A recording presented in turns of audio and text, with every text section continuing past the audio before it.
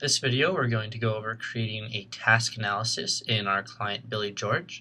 So again, we'll click on Billy George's icon and bring up his main page.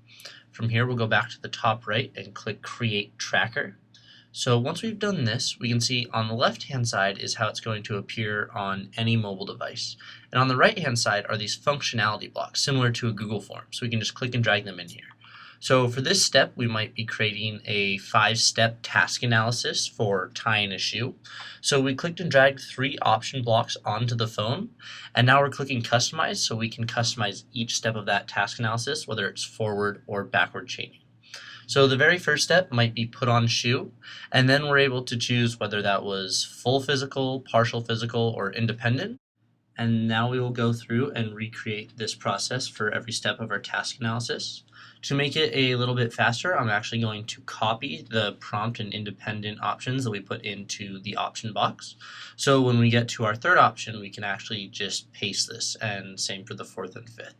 So this form name might be create loops, and you can see as we're going through every option, it's creating it exactly how we'd like. So now you can see how we're going to recreate this for every step and how it's fully customizable. So it does not just have to be full physical or partial physical.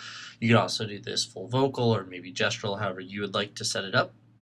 So now that we have all 5 of our task analyses set up, from putting on the shoe to tying the loops, so now we'll go over to Goals on the left-hand side under Customize.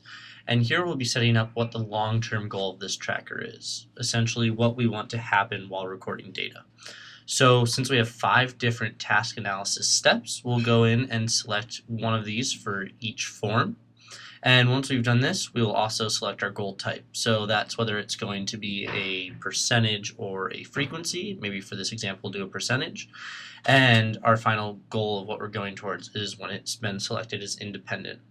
So now that we have our goal management set up, we can also tie this into our triggers. And our triggers is how we're going to go through maybe a specific prompt fading, or for this example, more how we're going to go through our status management.